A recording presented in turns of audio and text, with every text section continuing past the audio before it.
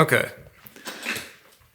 so this is a reaction video to my first time reading the Communist Manifesto. This is a book that is widely talked about, at least in terms of the ideas that it represents in popular discourse, in the political debate in America, especially right now and throughout the world. And I've only learned about Marxism briefly in school, then from kind of cultural trends and people talking about it in YouTube videos and interviews. And then recently, whenever we're talking about political movements that are rejecting the status quo, individualism, liberty in favor of ideas that kind of wish to incorporate more collectivist attitudes. And I think whenever we're talking about ideas that are so important to our culture, like communism, it's important to go to the source material. I've found over the past couple of years that sometimes your understanding about an idea can be based on other people's interpretations of that idea. And it's really important to guard against that, because some of the misgivings that you have may be not well-founded. And other times, things that you think you agree with actually are concoctions of people's agendas and their own personal wills. So reading this book was important to me. I think communism has reached a threshold in our society where enough people have adopted it that it's important for people to understand what's going on in these theories. That brings up all sorts of discussions around critical race theory, postmodernism, intersectionality. But for now, I just want to talk about what my reaction to reading the book for the first time was. I want to share what was confirmed in terms of what I thought I was going to encounter reading Marx for the first time. And also, I want to elaborate on places where I was surprised that I actually agree with some of the sentiments that he had. That is one of the best takeaways from this book, is read the source material. You know, whenever I first encountered communism was in school. I grew up going to a Christian school, and what I've learned about Marxism was basically it is a worldview that does not jibe with Christianity. It was kind of demonized right out of the gate. It was offered up as kind of like a whipping boy and that's a unfortunate phrase right there, but I think it serves its purpose whenever I'm talking about this idea. It was kind of used as a battering ram for my teachers and for the institution as a whole to kind of just push a form of thinking onto the student body. Whenever I graduated from school, from my former formative education, and I got into college, I started to encounter people that did not have my own beliefs, that did accept Marxism, communism as a way of living their life. My sociology teacher on the first day, I remember, openly said, "I'm a Marxist." I think that's probably it's probably redundant to say Marxist sociology professor, but I was encountering new ideas that I wasn't equipped to handle. And I think for a lot of children, as they go through their formative years and then emerge into adolescence, going away from their homes, from their families for the first time, encountering new ideas, diverse ideas, they can be overwhelmed. And also there's a tendency to kind of sway whichever way the wind blows. As you come into contact with one idea, you start to see its merits and you start to think, oh, well, I agree with those things. Maybe that's for me.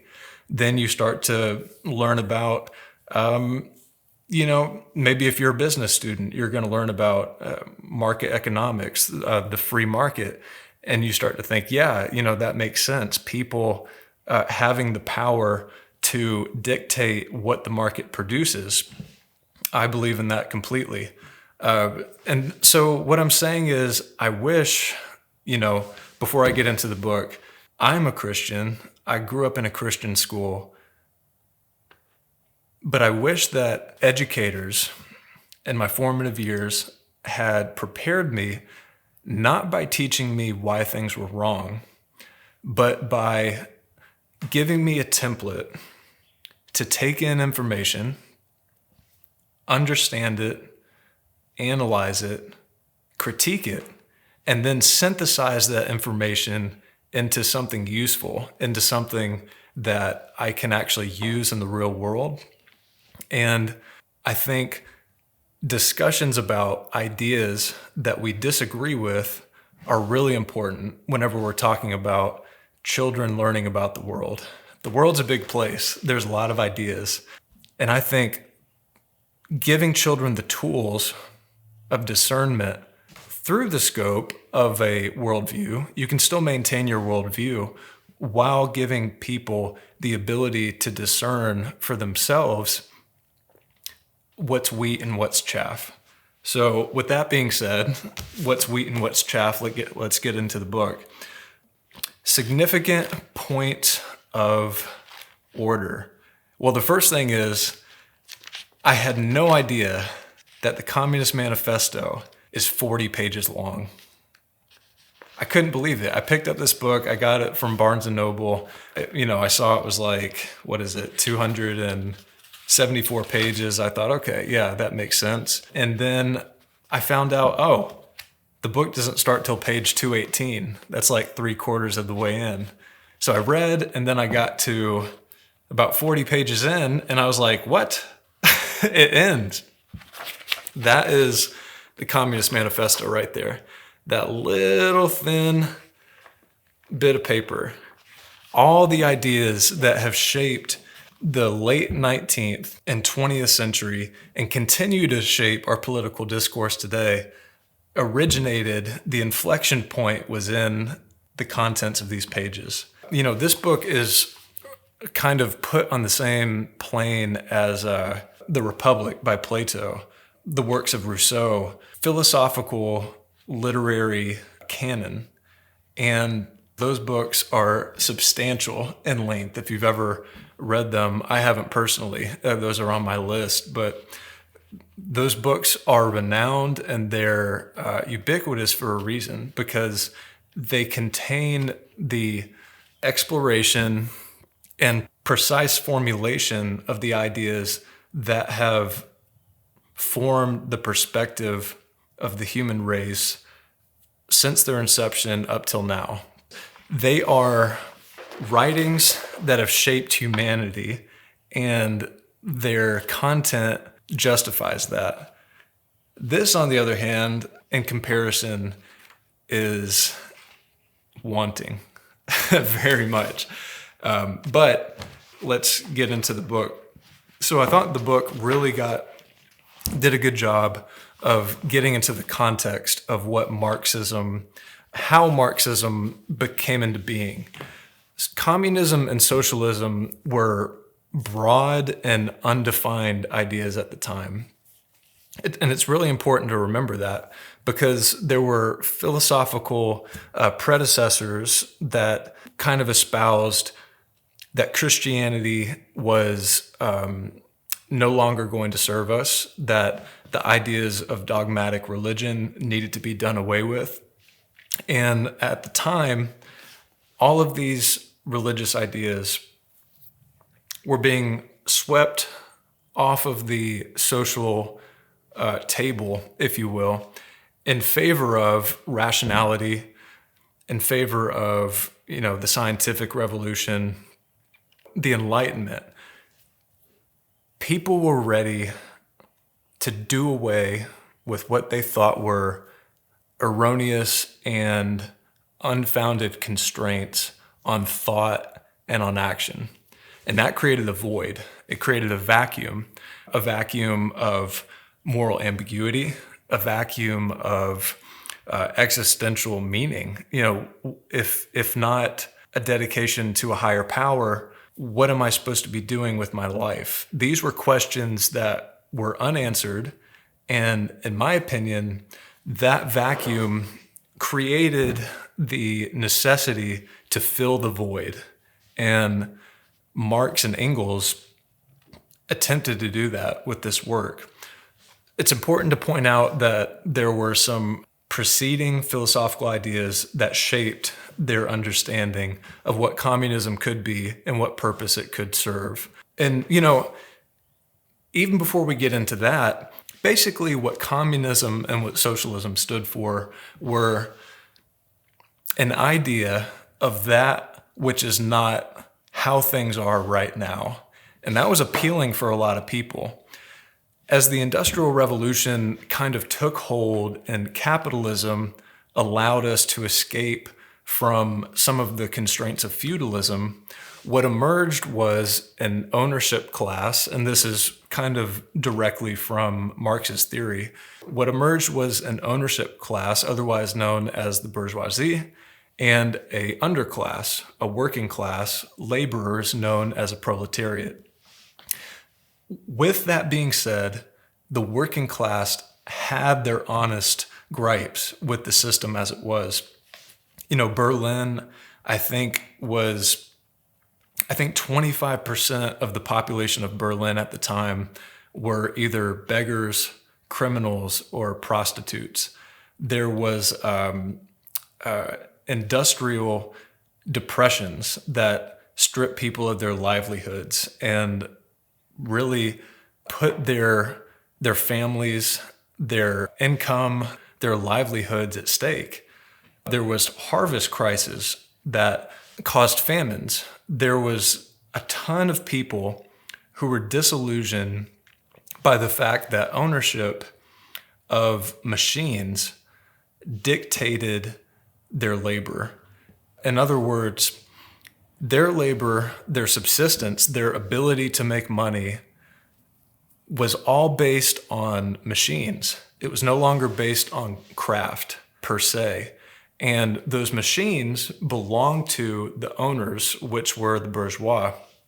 And basically, the sentiment was, we're never going to be able to own these things ourselves. The scale of this industry, whatever industry they were in, is so large, and our income is so disproportionate within that scheme that the means of acquiring machines for ourselves will perpetually be out of our reach. In other words, we're always going to be subservient to the machines by which we make our living. Engels had a great quote, which I really loved. It said, let's see here, referring here to a note that I took here on my laptop after reading it. Man has ceased to be the slave of man and has become the slave of things. And that is a hell of a quote. I think a lot of people agree with that sentiment today, especially if we're relating it to technology and how pervasive and how intrusive our relationship with our phones.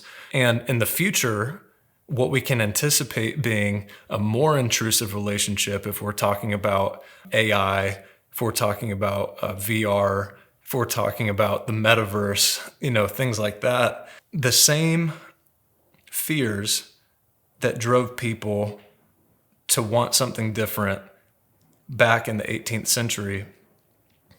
Also, sorry, did I say 18th century? I meant 19th century.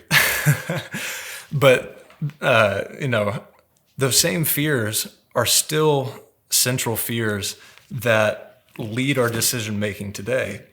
And I think it's important to point out that those fears are well-founded. Now, how do we relate to those fears and what decisions do we make based on those fears? That's the important thing. One of the important distinctions that has to be made is that Christianity and Marxism have a very complicated and, I would say, muddled developmental history. Obviously, Christianity came way before Marxism. That's not what I mean. At the time, religious reformers actually wanted to use communism as a way to bring about some of the promises of Christianity that were related in the Gospels, that were related in books like Revelation. Heaven on earth was an idea, is an idea that man has been after for millennia. And a lot of the philosophical and political leaders at the time wanted to use those principles to bring about a new order that with the hope of instilling heaven on earth. You know, in Ephesians, the idea of the sword of the Spirit was used as a central symbol to kind of justify violence and use of force to bring about revolutionary change in the Marxist doctrine. You can see that occurring perpetually throughout history. If we're talking about the Spanish Inquisition, if we're talking about any other number of political movements that wish to bring about a moral end by any means, that's, to me, a telltale sign that you've gone astray. When you talk about bringing paradise through destruction, that is a no-go zone as far as I'm concerned. But that was what people envisioned at the time. There was a book by an author named Cabet, and it was titled, what was it? Voyage to Icaria. And in that book, it was basically a book about a utopian society. And in that society, to speak out against equality was a punishable offense.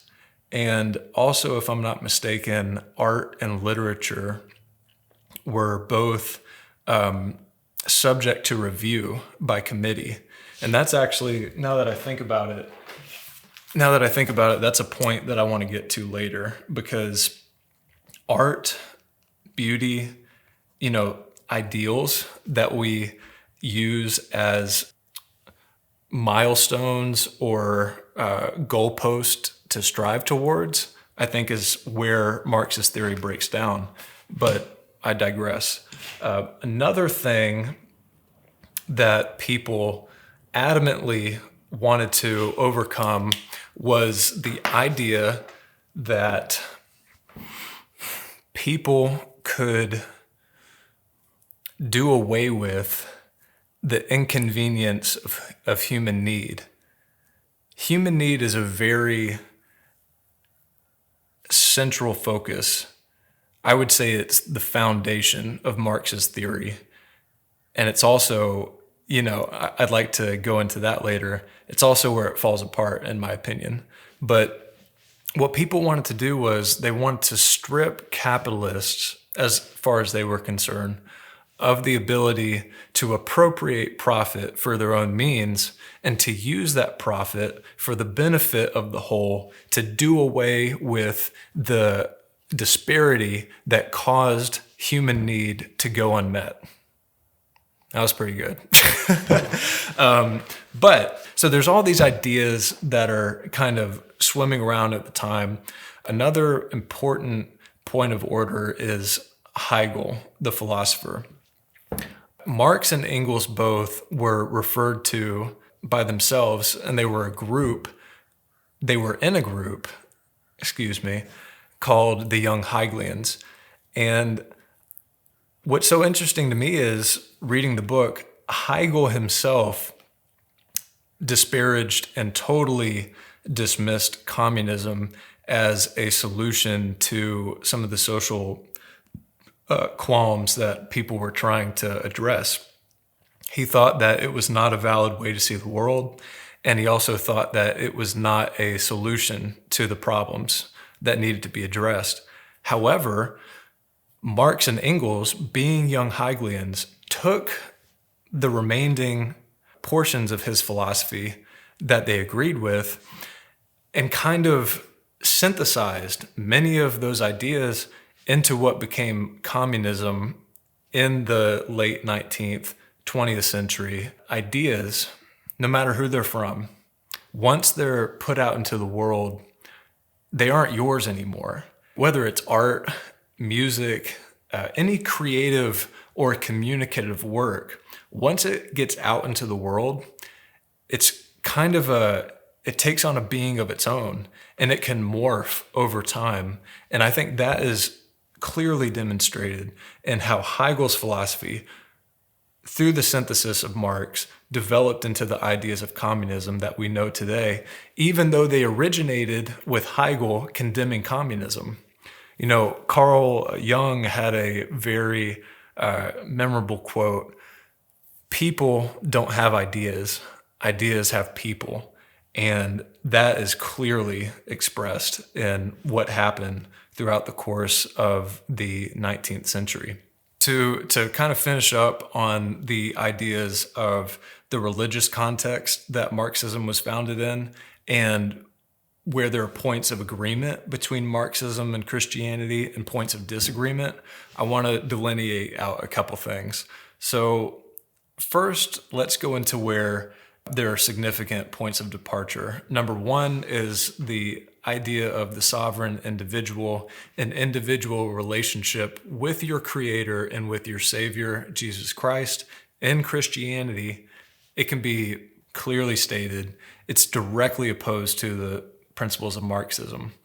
Marx denounces the idea of the individual. He thinks that atomized individuals are a conception of the bourgeois class, that they serve the ends of material interests, and that once the individual is eradicated, the communist utopia will be close at hand. And that is simply the opposite of what Christianity dictates. Christianity asks people not to identify immorality and evil in the group. It turns the point of observation inside and asks us to observe the evil within our own hearts, to guard against it, to develop a relationship with a higher power in order for us to discern between what is good and what is evil. Those are two very difficult concepts to elaborate on. It would take, another video, many videos. People have been trying to discuss it since people have written, people have spoken. Second of all, I think it's important to point out that Marx clearly states in the book, I think, let's see here, it's on page 232. Law, morality, religion are to him, he's referring to a communist, so many bourgeois prejudices, behind which lurk in ambush just as many bourgeois interests. So to Marx, law, the constraints on human misaction, on immorality, on vice, to bring about a more peaceful society, morality and religion, the means by which those laws are derived. All of these are based on prejudice principles and on interests that serve unequal gains. That's obviously not in, those two ideas are not in concert with one another. And so now let's go over to the other side and talk about the points of agreement. So there's a part in the book where Marx claims, has not Christianity declaimed private property, marriage, and the state? And that's actually a very interesting question. On the face of it, I think a lot of people, a lot of Christians would say, no, Christianity, the Bible, the New Testament doesn't disclaim those things. That's actually not 100% true. So there's a story in Acts, and I think it's Acts 4. Let's see here. Where is Acts? There you are. Okay, so Acts 4, verse 32 through 37. So basically what's happened is post Jesus' crucifixion and his resurrection, the disciples enact a small community based on people who are would-be Christians at the time. That name wasn't a thing, but basically these were people who believed that Christ was risen from the dead and died for their sins. So if I read here, this is on that small community that they developed. And the multitude of them believed that they were of one heart and of one soul. Neither said any of them that aught of the things which he possessed was his own, but they had all things in common. So then it goes on to talk about land, possession of houses, selling those things, and brought the goods and the profit of those things. They laid them down at the apostles' feet, and distribution was made unto every man according as he had need. And that idea of from each according to his ability, to each according to his need, that's a Marxist principle. It's echoed in the New Testament. So it goes on to say, having sold the land, they brought the money and laid it at the apostles' feet. And so that story goes on for a while, but I think it's an important story. Here's why. It's a great model for the human desire to create a community of individuals formed around ideas of collective interest, of mutual love, of peace. All of these things are embodied in the communist ideals. What the Bible later goes on to convey is how those ideals break down when put into practice. A governing body that distributes resources had to be instated in the form of the apostles in this communal, entity.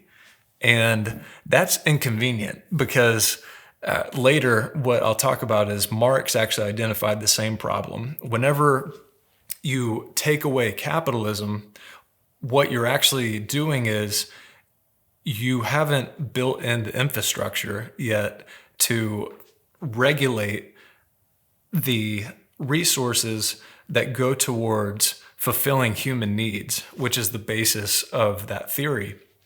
All you've done is created another void for a regression towards pre-capitalist governance and distribution, which comes in the form of feudalism, which comes in the form of tribal top-down distribution by a few to the many. And that is reflected here in the biblical story.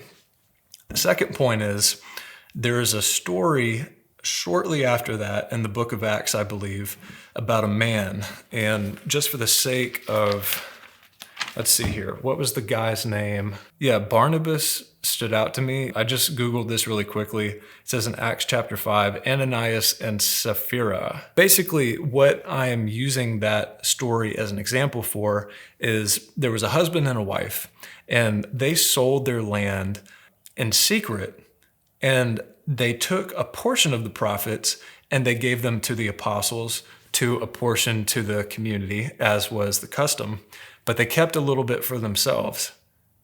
And that is the main thing. That's the sticking point. That is an option. Humans have the ability to act. Well, I wouldn't even say ability. They have a desire and a biologically necessitated impulse to act based on self-interest. That is clearly demonstrated in scientific literature. That is one of the points where Marxism breaks down, in my opinion, because that tendency has to be eradicated. And you can only eradicate that through constricting, tyrannical, authoritarian rule. The more you want to converge and guide the path of human behavior if you want it to be narrowly constricted to one end goal, the more you have to squeeze, bring in the margins, eliminate the occurrence or the possibility of error. And that is another clear principle that you can take from the book of Acts that gives a scenario where you have a communist model in, spirit, but it shows you, oh, humans, and this is part of the religious doctrine where people fundamentally disagree. Are humans by nature divine and good, and they become demoralized by society? Or are human beings fundamentally sinful by nature, and they have to be brought from a point of digression, saved through salvation, brought into the light? It's probably a mix of the two.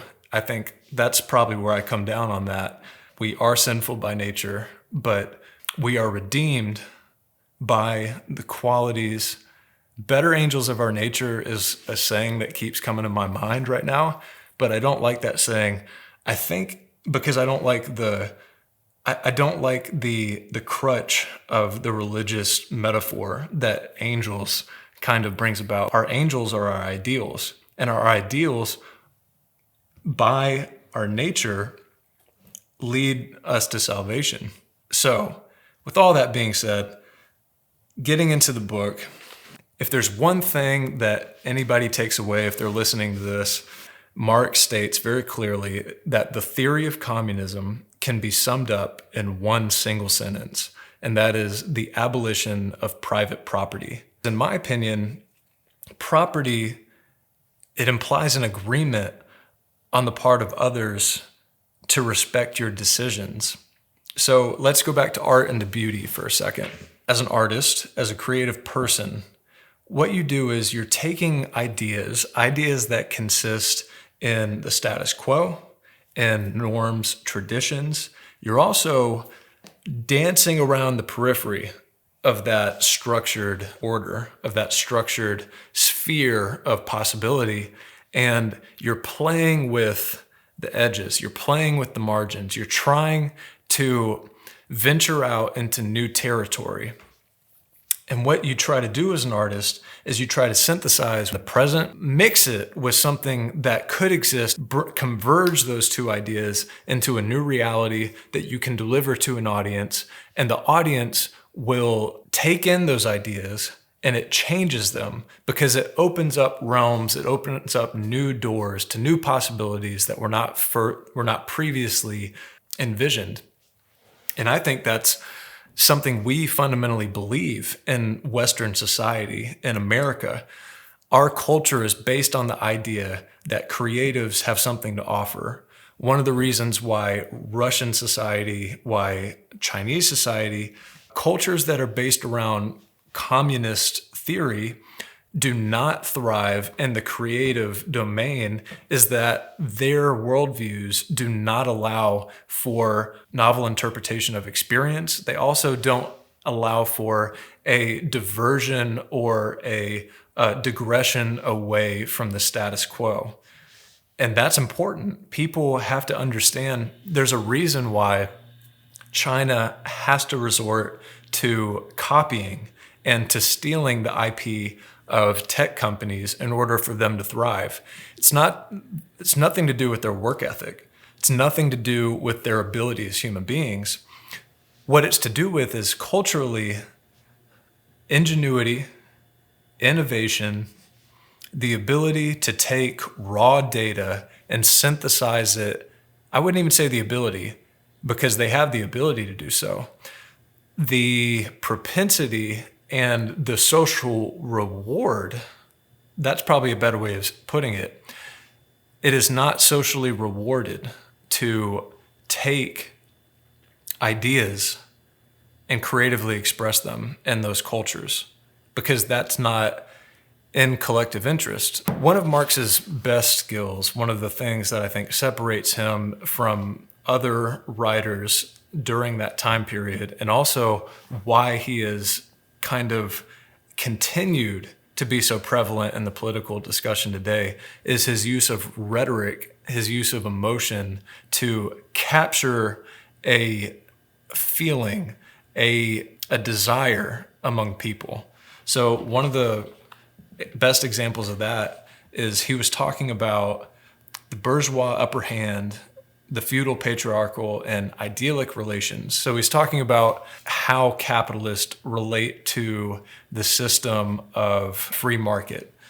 So he says, the market has pitilessly torn asunder the motley feudal ties that bond man to his natural superiors, and has left remaining no other nexus between man and man than naked self-interest, callous cash payment. It has drowned the most heavenly ecstasies of religious fervor, of chivalrous enthusiasm, of Philistine sentimentalism in the icy water of egotistical calculation. The bourgeois has stripped of its halo every occupation hitherto honored and looked up to with reverent awe. It has converted the physician, the lawyer, the priest, the poet, the man of science into paid wage laborers. So I agree with that. He also goes on to say, constant revolutionizing of production, uninterrupted disturbance of social conditions, everlasting uncertainty, agitation distinguish the bourgeois epoch from all earlier ones. All fixed, fast, frozen relations, with their train of ancient and venerable prejudices and opinions, are swept away. All new formed ones become antiquated before they can ossify. All that is solid melts into air, and all that is holy is profaned.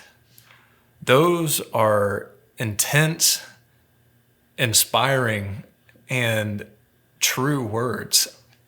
I agree with that. I agree that, today, what was holy has become profaned, and in many ways, I think a lot of the conventions and a lot of the support structures that we have relied on in the past have become denigrated, have been dissolved by the solvent of capitalism that has taken advantage of lower aspects of human nature in order to serve the bottom line. And so for people who are interested in the idea of communism and group collective efforts that I think are inspiring and also admirable, I think it's important to pinpoint what Marx wanted to do with his communist revolution that he was trying to spark with the manifesto. Marx calls for the destruction of individual property,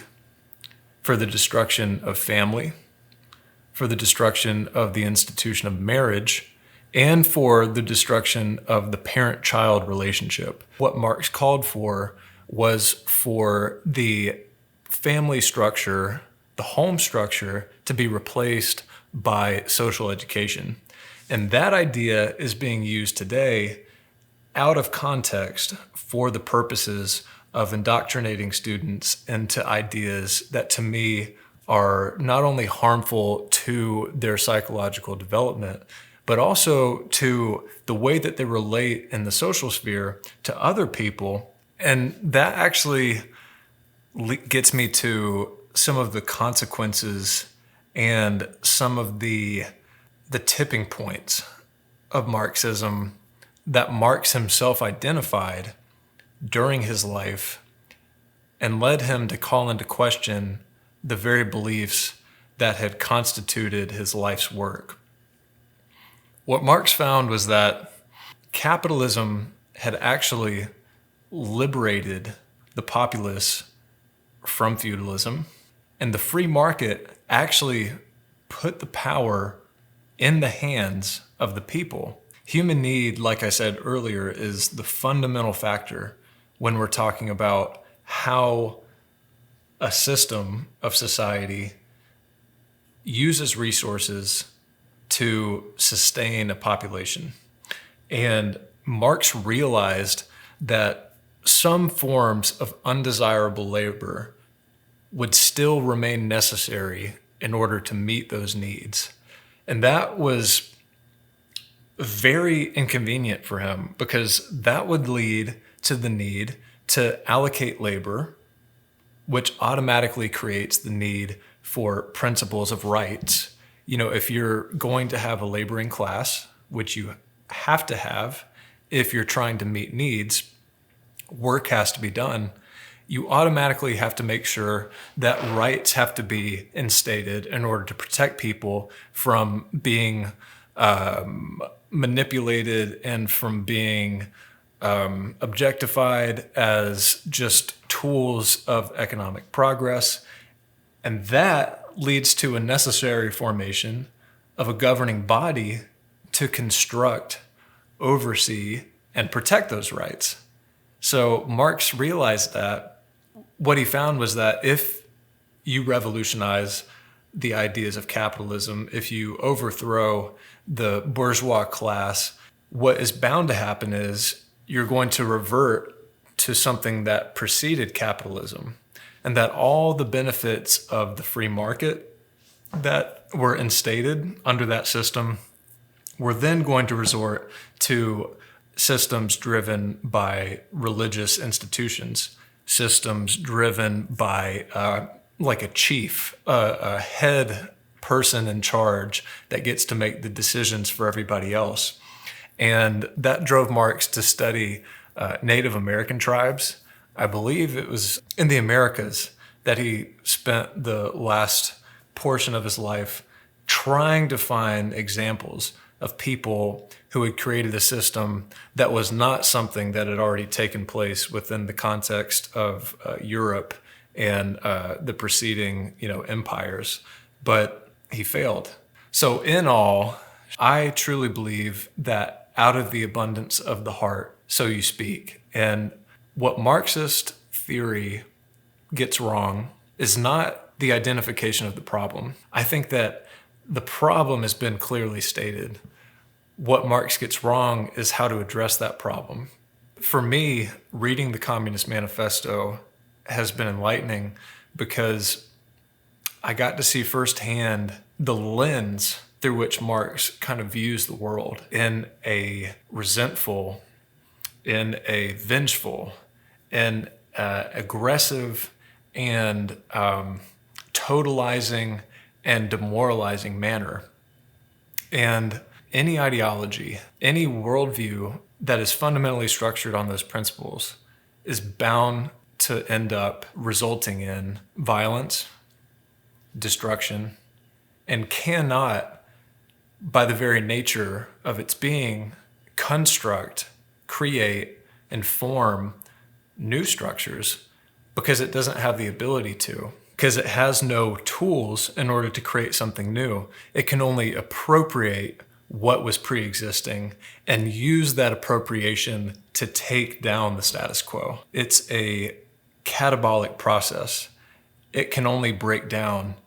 It cannot build up. Marx bifurcates the world into good and evil the way that many religions and theories do, but he identifies the evil outside of the individual. His rejection of the individual doesn't allow him to see. It blinds him to the fact that in order for human beings to overcome our nature, and we have to look in to our own hearts. We have to identify the evils in our own passions, in our own desires. We have to adopt a worldview that puts agency and responsibility in individual decision-making and acting. That's the only way to truly liberate people and to allow people to arrive at a mode of being that puts them in peace and in harmony within the broader scope of a community. Really quick, that reminds me, another very important concept whenever we're talking about property is the idea of cultivation. Cultivation is basically the ability to do with your property what you like and to use it for the sake of enrichment, to utilize your resources to make things better. cultivation is not possible under Marxism, because if everything belongs to everyone, one person's idea of what is better doesn't necessarily have to agree with another person's. People are going to disagree. When that happens, if somebody wants to make something better in their way, they have no right to enact that change because it infringes on another person's idea of what is better. You don't have any right to make changes that the community as a whole does not agree to, because it's not yours, it's everyone's. I think that's important to say. So yeah, that is my take on the Communist Manifesto. This has been a really long video, but I appreciate anybody who has lasted this far. I would really love to hear from any of you if you agree with some of the things that I said, and especially if you disagree. If you think that I'm way off base, if you think that I misunderstood some of Marx's statements in the book, I would love for you to leave a comment, constructive feedback that allows me to reflect on the things that I believe and see things from your point of view. So, all that being said, Communist Manifesto, Karl Marx. This has been a deep dive video. I'm Alex Mostella. Thanks for watching. Oh my gosh.